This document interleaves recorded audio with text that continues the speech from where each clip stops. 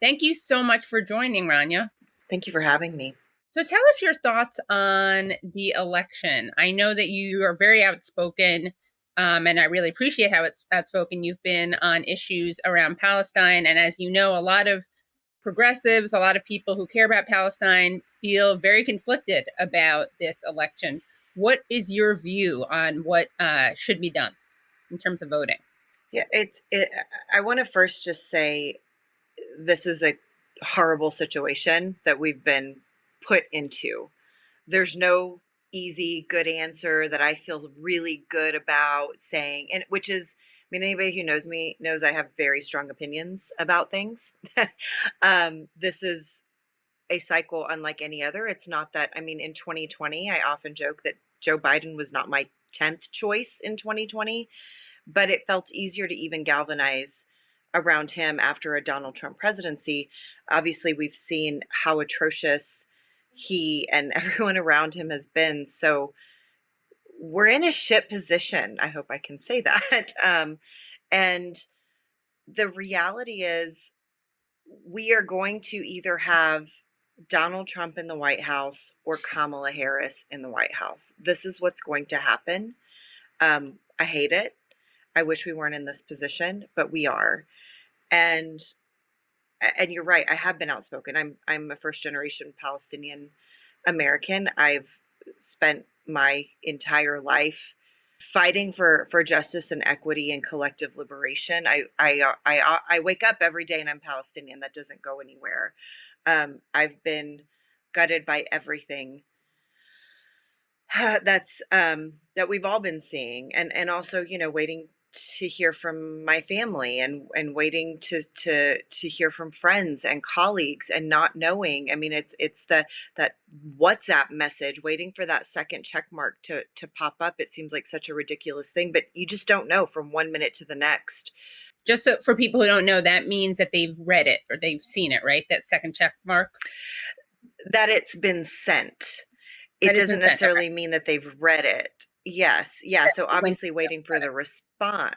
Yeah. Waiting for the response is a whole nother thing. But like, if it doesn't even go through, is it because internet has been cut off again? Is it because they're gone? Is there's a million and one different scenarios, and there's nothing easy about this. But the place I've come to, and I've been fighting this fight for the obviously over a year now, but for my whole life. This is not, everybody who's been paying attention understands, as much as some people want to say this started on October 7th. It didn't. This is a lifelong fight.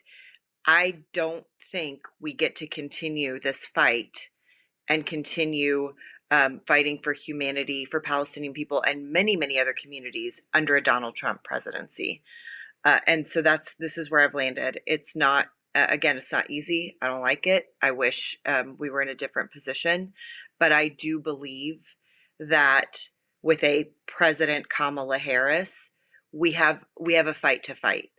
We know, for me personally, like, I know who to call. I don't know who to call in the Donald Trump admin, and I don't think they would give a crap anyway. I mean, just the realities. And I've heard people say things like, we survived Donald Trump for 4 years already, we'll survive again. And the thing I always have to remind people is, we survived a Trump presidency, sort of. Like, we can't pretend like the Supreme Court isn't what it is. We can't pretend like lower courts are not what they are. And the other thing is, the painful reality is, there were people within that first Trump admin that were willing to defect and do the right thing. Those people do not exist anymore. He is surrounded by sycophants who helped write Project 2025, who are hell-bent on implementing it, who don't care about us. They don't care about us. If you are not a wealthy white person, you are not somebody that they are going to care about. And again, this is not Kamala Harris has shown up for us. She hasn't. She has not done enough for us. The Democratic Party has not done enough for us. But I feel like there is a fight to be fought under a Harris presidency. And again, it just isn't there with Trump. So what does that mean, a fight to be fought under Harris presidency? What is that thing that's there with her to do and not there with Trump? So I think we can actually, I do think that she has shown some willingness to listen. We have, and I often have to even remind myself, what she said about Netanyahu in Dubai, first person to call for ceasefire, well before she was ever at the top of the ticket. She was, frankly, the first person within this administration to use any sort of humanizing language about Palestinian people. And I do know also she is the only person in this administration who called Americans from Gaza who lost family to to give her condolences and to show that she cares. She's literally the only person who did that.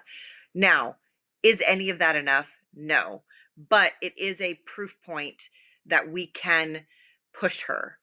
We can have conversations with her. We can put the facts in front of her. We can put humanity in front of her. And I think there's much more of a willingness to listen and absorb and internalize and do something about it than Donald Trump would ever be willing to do.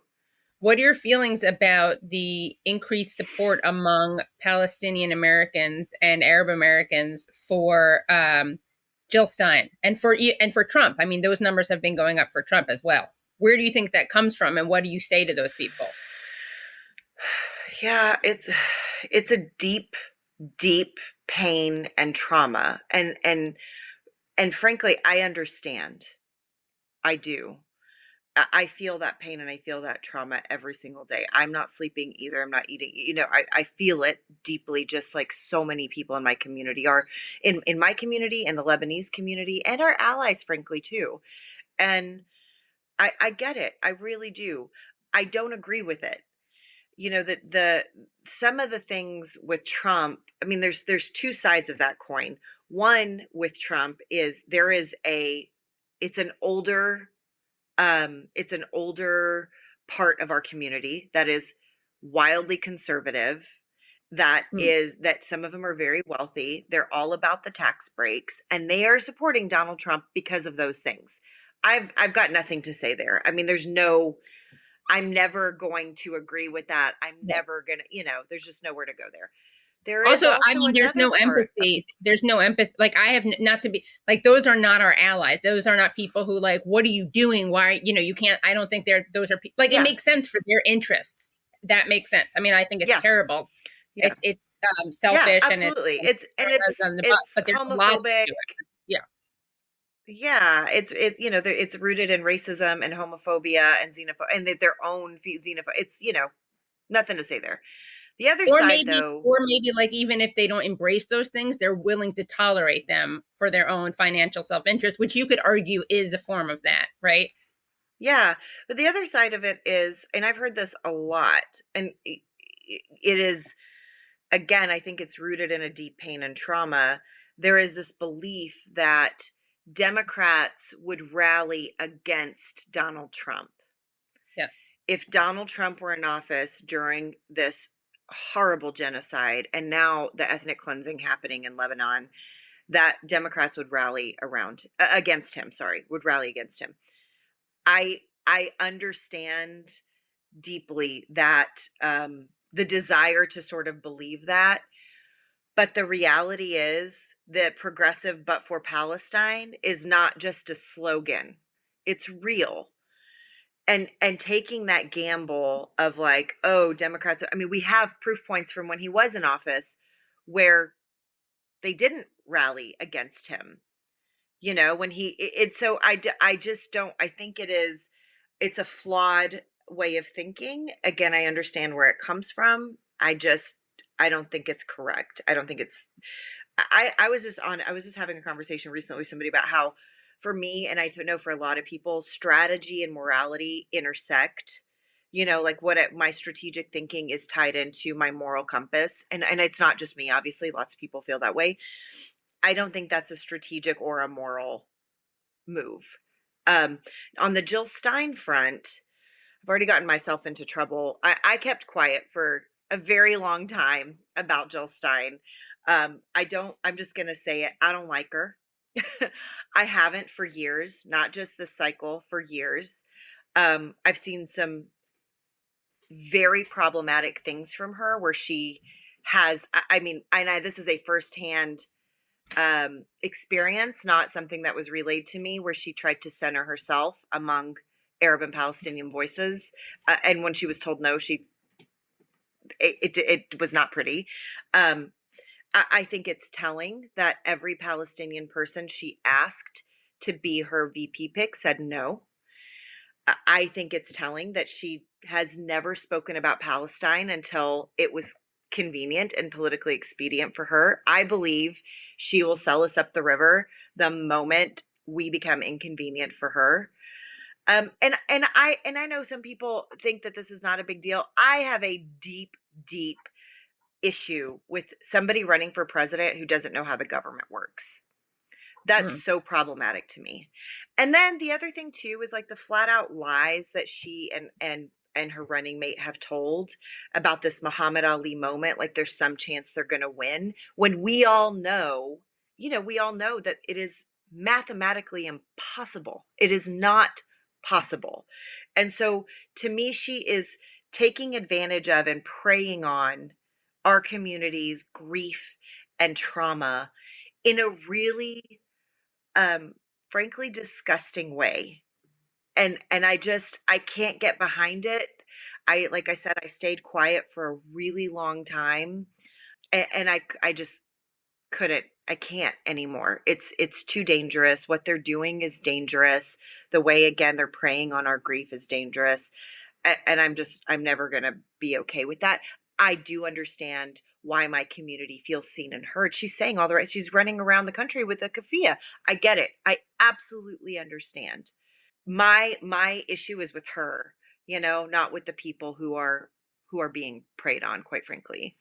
I mean, I know, just to push back a little bit, I do know that, and it's understandable, she's not been that high of profile. I think she did start speaking out on this issue in 2012, but I think she has spoken out on this before this round.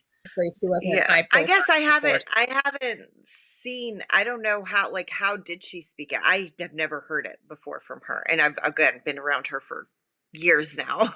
I wanted to ask you some to respond to some of the arguments that I've heard. I'm sure you've heard them too. So you brought one up, which is that people think that liberals who are loath to criticize Democrats will criticize Trump in a way that they won't criticize Biden for basically the same issue. And your response to that has been, well, no, because that underestimates PEPs, right? The term PEP, Progressive Accept on Palestine. So I think that there probably are some liberals that I think that there is a section of progressives who are PEP. I think that there are also liberals who aren't PEPs. They don't like necessarily center the Palestine issue, because if they did center it, they would speak out against Biden, even though he's a Democrat. But maybe there are people who will just be more willing to oppose something that Trump does versus what a Democrat does. But here are the other arguments. And when I speak to the person who's making a different argument from you, I'm going to present her with her counter arguments as well. So one is Dems need to learn they can't take the Arab and or Muslim vote for granted, that genocide is a red line, so that they don't do it again. That's one argument. The other is that the two-party system is corrupt and broken and unfixable, and every election we're told to choose the lesser evil, and that this is the most important election ever, and this is why nothing will ever change. Trump and Harris are both horrible, but we know that Harris is going to continue the genocide Biden has started, and we don't know what Trump will do. And I've heard people say, and it can't get any worse, which I don't agree with that part. Anyway, Trump and Harris are both horrible, but there is a chance Trump will actually be less horrible for totally cynical reasons related to the fact that he's an opportunist who will want to end the war. He cares more about real estate than ideology. He won't be afraid to boss Netanyahu around. So, do you want to respond to So any many thoughts. Some of it I don't disagree with, frankly. And some of it I wildly disagree with. So I want to kind of just, I guess I'll just bounce around a little bit, but the the idea that we know what Kamala Harris is going to do, we don't know what Donald Trump is going to do, makes my stomach turn a little bit, and that it can't get any worse makes my stomach turn. I do agree in fact, have yelled this many, many times at the White House and at the campaign. What this like, oh, think about how much worse it would be under Donald Trump. Like, think how much worse the genocide is under Donald Trump is an insane argument to me. So let agree with that. Let me put that to the side though. This thought that it can't get any worse, I think is problematic.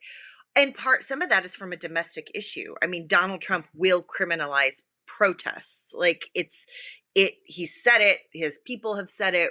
So the idea it I don't know, like I will never equivocate or justify, or I don't even know, there's no word for the genocide, but what happens domestically could actually get worse and impact our fight in ending not just the genocide, the occupation, the ethnic cleansing, that, decades and decades and decades of apartheid and atrocities.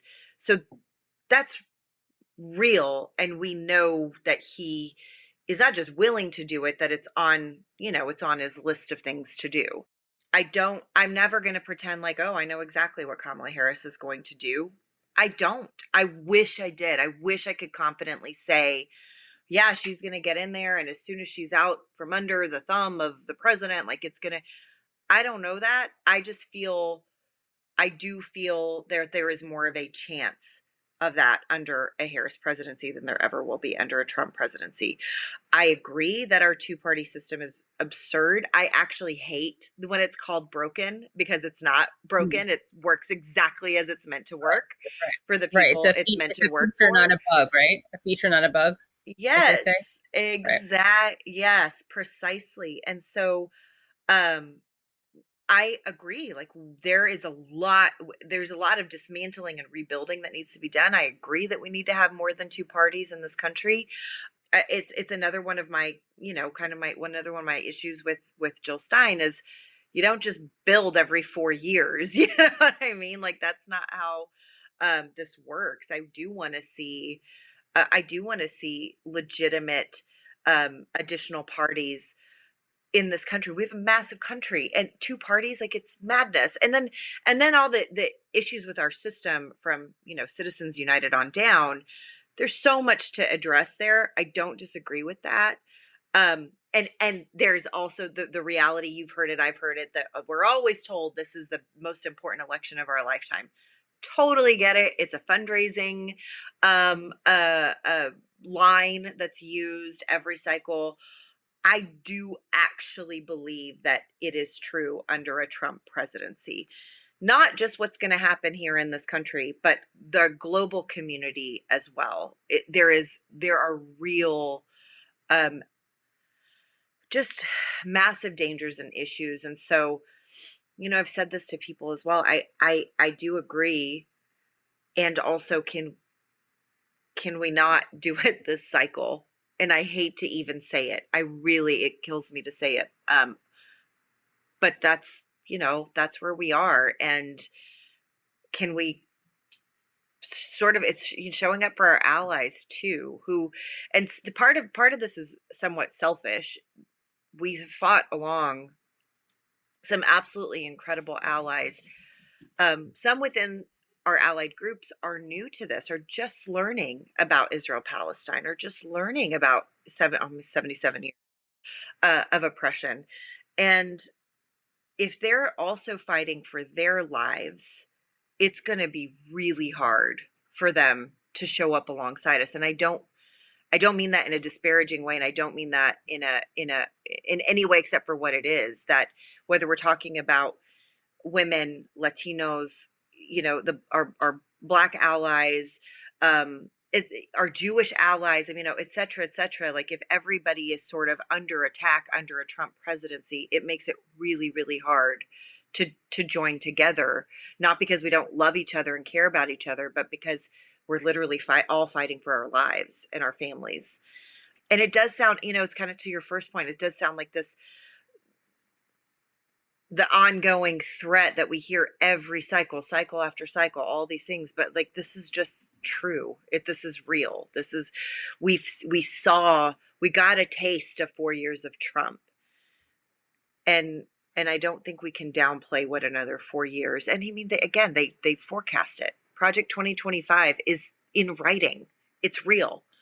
They'll do it. I mean, he's already promised people, some of the authors of Project 2025 ambassadorships and things like that. So like, we can't pretend like it's nothing. We can't pretend like it's the Maya Angelou quote. When somebody shows you who they are, believe them.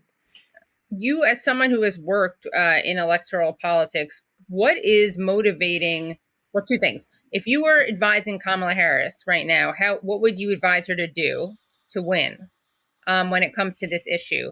And why do you think she isn't being more responsive, given the polling shows that it would be popular for her to demand or call for an arms embargo or run on an arms embargo? Yeah, I mean, my advice would be she's started to say a lot of important things. She said she's committed to upholding international humanitarian law. She said multiple times Israel has the right to defend themselves, and how they do it matters. I have been asking for the next sentence. How they do it matters. I'm committed to upholding our laws, the U.S. laws that are being broken right now, in addition to international humanitarian laws that are being broken right now.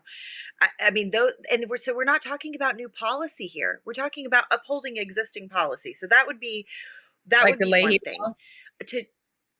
Exactly, the Leahy law, the Foreign Assistance Act, which the Leahy law falls underneath. I mean, it very specifically says that like our arms that we are giving to other countries cannot be used to target civilians, to target hospitals, to target schools, all of which have happened a million times over in Gaza, now in Lebanon. And it's the same playbook over and over and over again. And I'm sorry to I get so exasperated because we're all seeing it. It's not like we're watching genocide and, again, ethnic cleansing unfold day after day in front of our very eyes.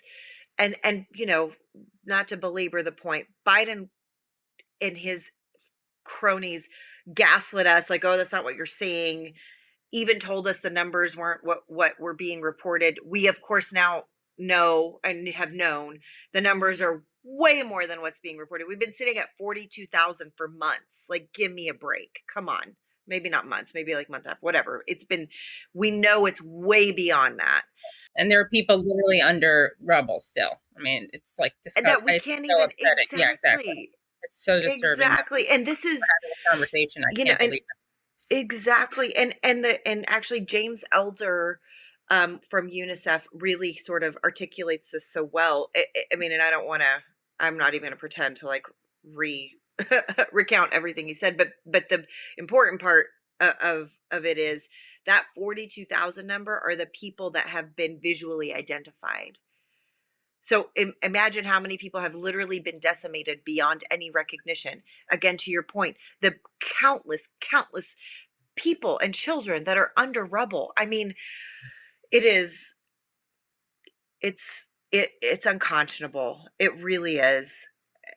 And I can't believe that we're in this position, but we are. So that would be my advice to her, as far as what she should be doing. Also, like, maybe don't send Richie Torres to Michigan. Call me crazy, but what the hell was that? Was that I trolling? don't know. I can't. I just trolling us, or was that just absolute stupidity? No, I think it. Or is it I just think about it was stupidity. The pro-Israel people? Yeah, I think it was partially stupidity because, like, if you wanna like tamp down the Zionists in Michigan, like that's where we're gonna go. Come on. I can't. I've got no words. So that I can't even with that. On the other side, to your other question, and I feel like a caveats all around. Like, I don't agree with this, but I really do think her holdup is she is the sitting vice president. And you hear this all the time. I mean, we've all heard it for years. There can only be one president at a time, which I get, you know what I mean? Like, there's this sort of patriotic whatever version of me. I don't even know if I can call myself patriotic, but this version of me that's like, I get it. There can only be one president at a time. But I feel like genocide's the exception, and you're running for president of the United States. Like, this is the place where decorum takes a back seat Yeah. and you have to extricate yourself.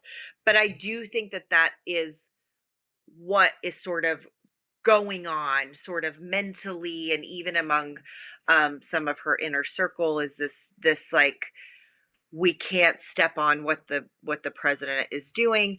And then that lends itself to this other side, which it's a little bit, it's frustrating because civics is not taught in this country anymore, which is very annoying. But just the realities of what the vice president does and doesn't do comes to play. But again, she's at the top of the ticket. She is the nominee. She is running for president. At some point, she's got to be her own person. Morality aside, morality on Palestine aside, I mean, the Dems are claiming that Trump is an existential threat, a fascist threat, that they want to win. You'd think that they would then do the thing that's popular, which is call for a ceasefire, say, I'm going to call for a ceasefire when I'm president. Like that's more important than decorum. I don't expect her to prioritize the lives of Palestinians over decorum, but I think maybe winning. But is there, morality aside, again, is it very politically damaging to take on if AIPAC went after her, which would she be penalized in a way that would outweigh the gains that she would gain from gaining popular support? This is such a great question, and I will just preface this with, I actually hate polling because it's a snapshot in time. Yeah. But we have over a year's worth of polling that has consistently shown, to your point, if we're going to be totally crass, completely crass, forget humanity, we're talking about political expediency alone. We have over a year's worth of polling that shows the numbers across the board, Democrats overwhelmingly, independents and Republicans too, supporting a ceasefire. And then we also see in polling, when people learn about, because there's still a lack of understanding across this country of what funding is actually being used for, who's being removed from where, is including the West Bank, etc. When people learn how our tax dollars are being used, the numbers go even higher. And then we're talking about, when we say upholding U.S. and international humanitarian laws, we are talking about ending weapons sales and funding, because we're breaking our own laws. And so we see that over and over and over again. And we actually saw IMU did a poll where it showed she actually does gain more votes than she loses if she were to call for a ceasefire and arms embargo. I personally I don't even care if she says arms embargo. Like, to me, when we talk about U.S. law and international humanitarian law, like, it covers everything. But again, if we're just being totally crass about it, it is the strategic thing to do. And I finally did say this out loud. I think this might be the second time I've said it out loud. It's almost like the Biden administration wants her to lose. It feels that way because none of this makes sense. None of it makes sense obviously from a humanitarian perspective, but then from a strategic perspective, it doesn't make sense. And I know, I mean, she's had some of these sort of closed door conversations, and she's said things publicly that, again, I mentioned earlier, are much more humane and humanizing than we've heard from just about anybody else. And she's done some of these things that nobody else in the admin has done. So it's like she sort of started extricating herself, and I think all of us felt very hopeful about that. And then it was like this fear. We know AIPAC is actually an existential threat to our democracy, and people get called anti-Semitic for saying AIPAC buys seats, but I don't know what else you call it when when an entity dumps $25 million into house races. So I'm not going to pretend like that's not real, but I also have to highlight that she raised, and granted, it was among the 4 committees, but whatever, she raised $1 billion in 3 months. So, like, tell me how much more money do you need? and how much are they going to actually counter that? You know? Right. And so it's all very confusing, disappointing, upsetting. And then I also, I've said this before too. I just don't. I hate being in this position where it sounds like I'm defending her or Democrats. And I say this as a lifelong Democrat who's been fighting these fights like literally my entire my entire adult life. Maybe even before I would have been considered an adult, whatever. I just it's a terrible position to be in. I don't like it. I know a lot of people don't like it, but I also just I don't know else how else to sort of to be in this moment aside from like facing the real realities that are ahead of us. And understanding, and I've said this a million times, closed doors out front to her team, etc. This is not, I'm not saying we're going to hold hands if she wins on November 6th and sing Kumbaya. That's not what's happening here. On November 6th and in December and in January and in February and for as long as it takes, we are going to hold her feet to the fire. If she pulls this off, we are not there. At no point are we giving up. At no point are we going away. At no point are we just saying, oh, great, you won. Take care. That's not what's happening here. So how are you going to hold her feet to the fire? I think I believe strongly in inside outside strategy. Outside strategy being the protests in the streets, what has happened with like the college encampments. Obviously it'll look different this year. It is the phone calls, the letter writing, the deep organizing that has been happening and has to continue happening. The inside part of it is there are people within our community and our allied communities who have relationships high up within the administration and the Democratic Party. And a lot of us have been fighting these fights. And when it's her at the top of the ticket, people can feel however they want to feel. She's different from Joe Biden. She just is. Like we've seen it from her. Is it enough? Of course it's not. Does it make me happy? Of course not. But she's already shown she's different from him. And so those people who have those relationships on the inside will continue to make these demands and have these meetings and force the issue. And it really is. It's about deep organizing and it's about not going away, and it's exhausting, gutting work, but it continues. It has to continue. We can't go away. We can't give up. And finally, can you just tell people about your own family experience in Palestine and with the Nakba? Yeah. So both my parents are from Palestine, and it's they have kind of different different stories. Like on my mom's side, I'm not going to name all the towns and villages because I still have family there, and I just don't want. I mean, not that you can't find out, but just for safety purposes. My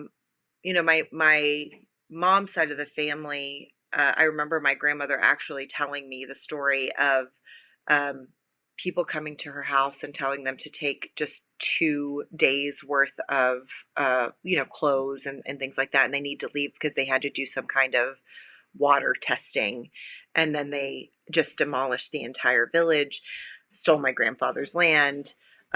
He did end up getting some of it back, and I actually got to last year,